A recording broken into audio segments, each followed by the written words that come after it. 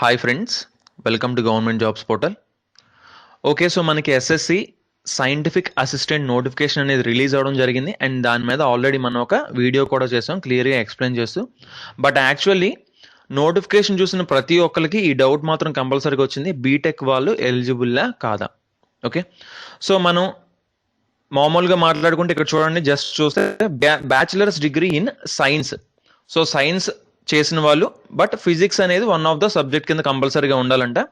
And computer science, అలాగే information technology, okay, bachelors degree or else computer applications చేసినా కూడా పర్లేదు. లేదా ఆర్ డిప్లొమా ఎందులో చేయాలంటే ఓన్లీ ఎలక్ట్రానిక్స్ అండ్ టెలికమ్యూనికేషన్ ఇంజనీరింగ్లో చేసిన వాళ్ళు మాత్రమే ఎలిజిబుల్ అంట. Okay, so bachelors degree science with physics as one of the subject, అలాగే computer science, information technology, computer applications. Fine.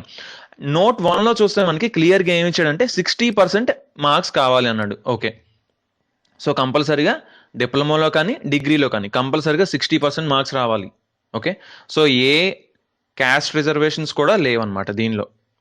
Okay, so note 2లో చూసుకుంటే మనకి the qualifying degree or diploma referred above must be of 3 years అన్నాడు. So ఇక్కడే వచ్చింది actual confusion, ఎందుకంటే must be of 3 years అన్నాడు. Must be of at least 3 years అని అనలేదు. ఓకే, అట్లీస్ట్ 3 years అని ఉంటే 4 years వాళ్ళు కూడా ఎలిజిబుల్ అవుతారు. బట్ ఇక్కడ ఏం చేశాడంటే మనకి మస్ట్ బీ ఆఫ్ 3 years అని క్లియర్గా మనకి మెన్షన్ చేశాడు. సో కరెక్ట్గా 3 years ఉండాలి అని చెప్తున్నాడు. సో యాక్చువల్లీ కన్ఫ్యూజన్ ఇక్కడే వచ్చింది. సో చాలా ఇంప్రాపర్గా ఉంది యాక్చువల్లీ ఈ నోటిఫికేషన్. ఎందుకంటే మనకి జస్ట్ ఇంకో నోట్లోని బీటెక్ వాళ్ళు ఎలిజిబుల్ కాకపోతే బీటెక్ నాట్ ఎలిజిబుల్ అని, లేదంటే మస్ట్ బి అట్లీస్ట్ 3 years అని ఇక్కడ ఇచ్చినా కూడా బీటెక్ వాళ్ళు ఎలిజిబుల్ అని మనకు క్లియర్గా అర్థమయ్యేది.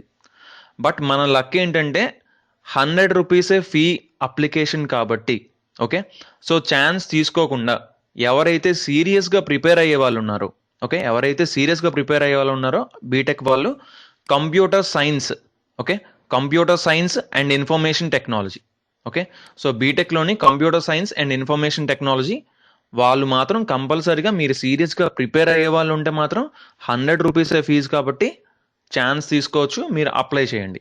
సో అక్కడ అప్లికేషన్లో కూడా చూస్తే బీఎస్సీ ఈక్వలెంట్ అని ఉంది. సో ఆ ఆప్షన్ మీరు పెట్టుకోవచ్చు క్వాలిఫికేషన్లో. ఓకే, సో ఎందుకు ఛాన్స్ తీసుకోకుండా, ఎందుకంటే మనకి యాక్చువల్లీ నోటిఫికేషన్ అనేది క్లియర్గా లేదు. చాలా సైట్స్లో ఏం చెప్పారంటే క్లియర్గా మనకి వాళ్ళు బీటెక్ ఎలిజిబుల్ అనే వాళ్ళు చెప్తున్నారు చాలా సైట్స్లో.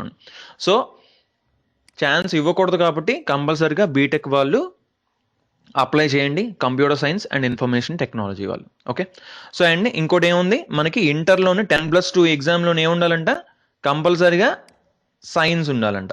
ఓకే, సైన్స్ ఫిజిక్స్తోని కెమిస్ట్రీతోని కంపల్సరీగా సైన్స్ అనేది ఉండాలి, సైన్స్లో చేసి ఉండాలి, ఫిజిక్స్ మ్యాథమెటిక్స్తోని, ఓకే, కెమిస్ట్రీ కాదు సారీ, మ్యాథమెటిక్స్తోని. సో ఓకే, ఫిజిక్స్ మ్యాథమెటిక్స్ అనేవి ఉండాలి కోర్ సబ్జెక్ట్స్ కింద ఇంటర్మీడియట్లో. సో ఇది కూడా కంపల్సరీ.